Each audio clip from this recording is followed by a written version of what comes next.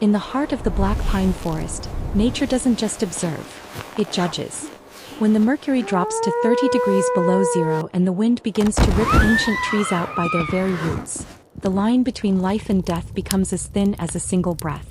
William, a man who had spent 40 years patrolling these silent, white cathedrals, thought he had seen every way the wild could take a soul. He was prepared for the cold, the isolation, and the hunger. What he wasn't prepared for was the tiny frozen bundle of fur that would bring a lethal danger to his doorstep, and the incredible salvation that would follow it. The Black Pine Forest is no place for the faint of heart. It consists of thousands of kilometers of thick, impenetrable coniferous woods where winter lasts longer than anywhere else on Earth. For William, the forest was his only companion. Having worked as a ranger for 4 decades, he was as rugged as the land itself. A burly man with a gray beard, rough, calloused hands, and eyes that had watched 1,000 storms pass. Even after his retirement, he refused to move to the comfort of the city, choosing instead to stay in his old service cabin, preferring the harsh honesty of nature over the noise of people. The night the storm hit, the air felt different. It was heavier, more aggressive. When the thermometer outside his cabin hit -30, William knew this would be the longest night of his life. He moved toward his heavy wooden door, intent on barricading himself against the white death that was howling outside. But just as he reached for the latch, he heard it, a thin, barely audible squeak. It didn't sound like the wind or the groaning of the cabin's timbers. It sounded like a fading heartbeat. Ignoring his survival instincts, William stepped out into the blinding white haze. The wind tried to push him back, but he pressed on until he found a tiny lynx cub in the snow, frozen hard as a stone. Its fur was encased in a crust of frozen slush, and it lay curled in a desperate ball. An experienced ranger like William knew the truth. In this state there were almost no chances. Nature had already passed its sentence. Yet he couldn't leave the little one to be buried in the icy darkness. He scooped up the cub and pressed it to his chest, not knowing that this small bundle of fur would eventually become the key to his survival against a lethal threat already lurking in the thick shadows. Once inside, William acted with the speed of a man possessed. He placed the cub on a sheepskin rug near the fireplace, where the warmth was most consistent. The creature was tiny, no bigger than one of his winter mittens, and its chest didn't rise. Using his rough, weathered hands, William began rubbing the cub's body, desperately trying to jumpstart its circulation. "Come on, little guy, don't give up. Breathe," he whispered, rhythmically pressing on the tiny, fragile ribs. For minutes, there was nothing but the sound of the fire. Then a sudden convulsion ran under William's fingers. The cub jerked, opened its mouth, and took a deep, wheezing breath like it was surfacing from deep underwater. Its blue, filmy eyes slowly opened and stared blindly at the flickering fire. Life had returned. Relief washed over William as he named the survivor Lucky. He warmed some goat milk and began dripping it into the cub's mouth with a syringe. Lucky swallowed greedily, clutching William's finger with tiny, sharp claws. But the peace of the cabin was short-lived. An hour later, through the screaming wind, a new sound emerged, a hard, persistent scratching at the front door. William grabbed his rifle and shone his flashlight through the window. On the porch, waist-deep in snow, stood a massive adult lynx. It was the mother. Her fur was matted with ice and she was shivering, but she refused to leave the spot where she knew her baby was hidden. She let out a cry that wasn't a roar of aggression, but a cry of maternal pain and demand. William understood the risk. An adult lynx is a formidable predator. But he saw her swaying in the wind, exhausted and desperate. He lowered his rifle and opened the bolt. The wind ripped the door from his hands as the mother lynx lunged inside, crouching low. She rushed to the box by the fire and grabbed Lucky by the scruff of his neck, ready to flee. But then she stopped. She looked at the raging blizzard outside, then at the warm, inviting fire. In that moment, the instinct for survival overcame the fear of man. She laid her cub back down on the sheepskin and curled up beside him, shielding him with her body. William closed the door, and that night the impossible happened. A man and a wild beast shared the warmth of a single fire while death raged just outside the walls. William watched the embers die down, unaware that the real test of this alliance would come with the morning light. He had saved the lynx from the cold, but he had no idea that very soon she would be the one who had to save him. The morning arrived with a silence so profound it felt heavy. The violent, bone-chilling storm that had threatened to tear the cabin from its foundations had vanished as quickly as it had begun. Through the frost-patterned windows, a bright, blinding sun streamed into the room, illuminating the dust motes dancing in the air. William stirred in his armchair, his joints stiff from a night spent in half-sleep with a rifle across his lap. As his eyes adjusted to the light, he saw that his unusual guests were already awake. The mother lynx was crouched by the dying embers of the hearth, her long rough tongue rhythmically licking Lucky, who was leaning into her warmth. When William shifted his weight, the large cat immediately raised her head. He expected to see the wild, defensive flash of aggression from the night before, but her gaze had changed. She watched him with an intelligent, evaluating stare. In those amber eyes, there was no longer the frantic fear of a cornered animal. There was an understanding. She knew that this man, this two-legged giant, had given them sanctuary when the world outside had turned to ice. William stood up slowly, his boots thumping softly on the floorboards as he moved to brew a pot of coffee. The routine of the morning called to him. Despite the peace inside, he had work to do.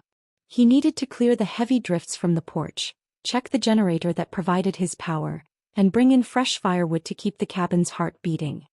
He looked at the lynx mother and her cub one last time before reaching for his heavy winter jacket. With a quiet sense of respect, William decided to leave the cabin door ajar as he stepped out. He wanted to give his guests a choice. If they wished to return to the wild, the path was open. He grabbed his wide snow shovel and stepped onto the porch into the crystal-clear freezing air. The world was a pristine white canvas, beautiful but deceptive. As William began the grueling work of tossing the heavy, wet snow off the steps, he became lost in the rhythm of the labor, the scrape of the shovel the only sound in the frozen woods. He was so focused on the physical toll of the work that he didn't notice the shadow darting around the corner of the woodshed. He didn't hear the silent, deadly footsteps pressing into the soft snow behind him. Lurking just out of sight was a lone wolf, an old male that had been cast out from his pack to face the winter alone. Hunger had carved deep hollows into his sides, and his fur was mangy and matted with the grime of a desperate survival. But it was his eyes that were most terrifying. They burned with a frantic, starving madness. He had been circling the cabin all night, drawn by the scent of the lynx and the human, but the fury of the storm had kept him at bay. Now, with the sun up and the man's back turned, the predator's instinct to kill took complete control. The attack was sudden and terrifyingly violent. The wolf lunged from behind the woodshed, a gray blur of muscle and desperation. Before William could even register the sound of a growl, the beast hit him with full force, knocking the old ranger off his feet and pinning him deep into the freezing snow. William gasped as the wind was knocked out of him. He had only seconds to react. He thrust the wooden handle of his snow shovel upward, creating a desperate barrier between his face and the wolf's snapping jaws. Huge, yellow fangs clicked together inches from his nose, spraying hot, foul-smelling saliva onto his skin. The wolf snarled, a low, guttural sound of pure malice, as it bit down hard on William's heavy sleeve, trying to tear its way toward his throat. "Get off!" William yelled, his voice strained as he struck at the beast with his free hand. But the wolf was heavy, fueled by a starvation that made it twice as dangerous. The exhaustion from shoveling snow began to catch up with the old man. His muscles burned and his breath came in ragged gasps. He felt the sharp pierce of fangs as they finally broke through the thick fabric of his jacket and sank into his skin. A wave of cold realization washed over him as the foul stench of the predator filled his senses. His strength was fading, and the weight of the wolf felt like an anchor pulling him down into the white depths. As his vision began to blur, William closed his eyes, realizing with a heavy heart that he no longer had the power to throw the beast off. He was a man of the woods, and it seemed the woods had finally come to claim him. The weight of the wolf was crushing, a physical manifestation of the forest's cold indifference.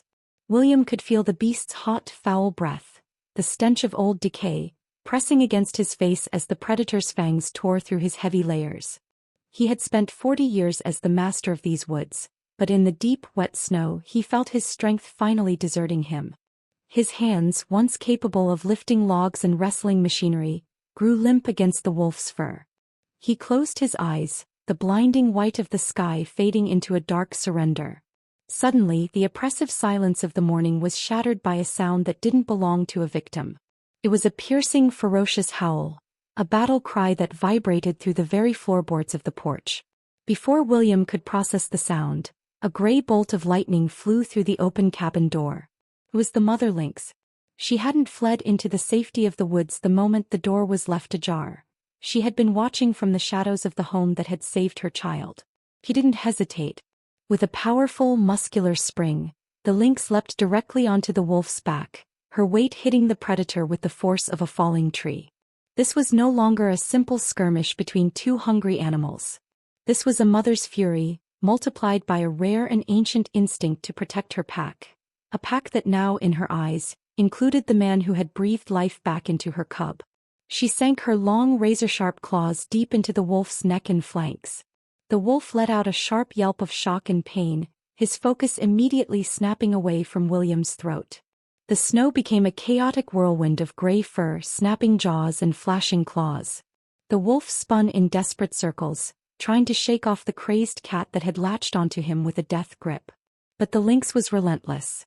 She was a blur of savage resistance, her agility far outmatching the wolf's raw power. The old male wolf, bleeding from deep gashes and realizing he had encountered a spirit more fierce than his own hunger, finally panicked. With a violent, desperate jerk, he managed to throw the lynx off his back, but his will to fight had been completely broken. Tucking his tail between his legs and whimpering like a beaten pup, the wolf bolted toward the tree line, leaving a trail of crimson drops on the pristine white snow. William lay in the drift, gasping for air and clutching his mangled, throbbing arm. The world was spinning, but as his vision cleared, he saw her. The mother lynx stood over him, her chest heaving with exertion. Steam puffed from her open mouth in the freezing air, and her fur stood on end, making her appear twice her actual size. She stared toward the dark eaves of the forest for a long minute, her ears twitching, ensuring that the intruder was gone for good. Then she slowly turned her head. Her large amber eyes locked onto William's.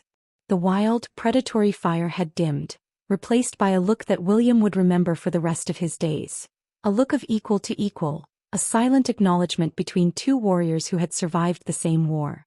To William's utter shock, the wild cat didn't retreat. She walked right up to him as he lay in the snow. Leaning down, she nuzzled his cheek with her wet, cold nose. Then a sound emerged from deep within her chest. A loud, vibrating purr that was so powerful William could feel the resonance in his own bones. At that moment, a smaller shape stumbled through the doorway. Little Lucky, still a bit shaky on his paws, hurried down the stairs and pressed his warm, soft side against William's shoulder. The old ranger, wincing against the pain in his arm, cautiously sat up. He reached out with his healthy hand and stroked the coarse, thick fur of the mother lynx. She didn't flinch, she didn't pull away. "Thank you," William whispered hoarsely, tears welling in his eyes as he looked at the pair. "Now we're even." The mother lynx gave his hand one last lick with her sandpaper-rough tongue. Then, with a gentle precision, she took Lucky by the scruff of his neck and picked him up. She gave William one long, final parting look before turning toward the ancient trees. She didn't run like a hunted animal. She walked with the quiet dignity of the mistress of the forest, treading proudly through the deep drifts. William remained on the porch for a long time, ignoring the cold as he watched their gray silhouettes slowly dissolve into the shadows of the black pine. He had saved them from the ice, and in return they had snatched him from the jaws of death. In a world where the law of strength usually dictates who survives, the law of gratitude had won the day. The forest was still dangerous, and the winter was far from over, but as William looked at the empty space where the lynx had stood, he knew he was no longer alone in the wild.